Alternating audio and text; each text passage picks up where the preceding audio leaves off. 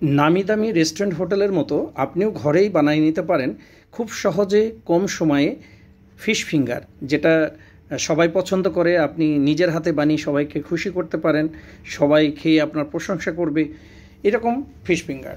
So guys, আমি chef Rana, আর runners recipe বুকের আজকের রেসিপি ফিশ ফিঙ্গার আমি বানিয়ে দেখাবো যে অতি সহজে কিভাবে ফিশ ফিঙ্গার বানাতে হয়। আর ফিশ ফিঙ্গার বানানোর জন্য আমি ফার্স্টে এখানে নিয়ে নেব ফিশ। এটা হচ্ছে বোনলেস, কাটা ছাড়া ফিশ। এখানে আমি নিয়েছি হোয়াইট ফিশ, বা এটাকে বলা হয় ডোরা ফিশ। আপনি চাইলে পাঙাশ ফিশ দিয়ে বানাতে পারেন এবং অন্য যে কোনো ভেটকি ফিশ দিয়ে বানাতে পারেন, কাটা না থাকলেই হবে। তো ফার্স্টে আমি এটাকে লম্বা লম্বা করে কেটে নেব। এখানে আমি 500 গ্রাম নিয়েছি, আর এটা দিয়ে আমি 10 পিস বানাবো। আমার এক অর্ডারে 10 পিস, তো 10 পিস বানাবো। একটু মোটা মোটা করে নিলে ভালো হয়, আপনি চাইলে আরও চিকেন করে নিতে পারেন। তো এটাকে আমি 10 পিস কেটে নিয়েছি, আর এটাতে আমি এখন দিয়ে দেব লেবুর রস। এখানে আমি 1 থেকে 1.5 চামচ টেবিল চামচের এখানে লেবুর রস দিলাম।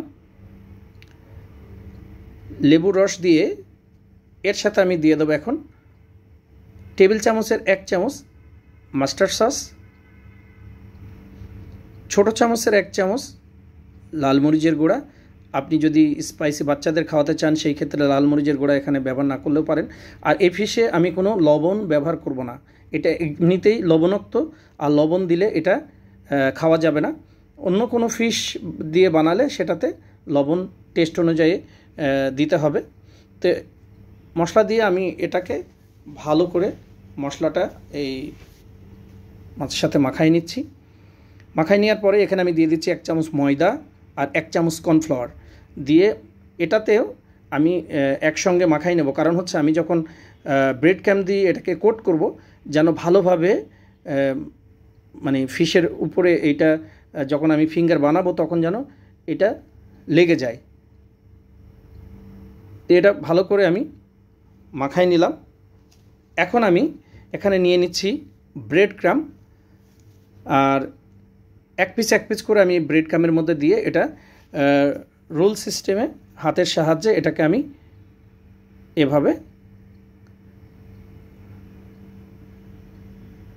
এটা রোল বানিয়ে নেব।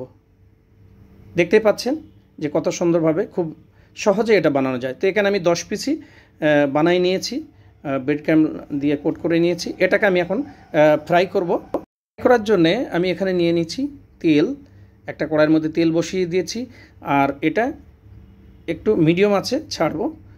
তো তেলটা যেন অতিরিক্ত গরম না হয়, তো আমি এক পিস করে ছেড়ে দিচ্ছি। তেলটা গরম হয়ে গেছে। এটা অতিরিক্ত হিটে ভাজলে কি হয়, ভিতরে কাঁচা থাকে আর উপরটা কালো হয়ে যায়। তো আমি আলতো হাতে নাড়াচাড়া করে আমি এটাকে ফ্রাই করে নেব। সো গাইজ, বানিয়ে দেখালাম ফিশ ফিঙ্গার কত সহজে বানানো যায়। তো আমার ভিডিওটা যদি ভালো লাগে অবশ্যই কমেন্টসে জানাবেন, একটি লাইক ও শেয়ার করে দেবেন।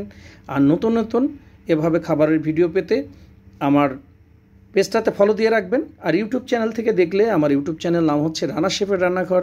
আমার চ্যানেলটা সাবস্ক্রাইব করে আমার চ্যানেলে সাথে থাকবেন। এতক্ষণ সাথে থাকার জন্যে ধন্যবাদ।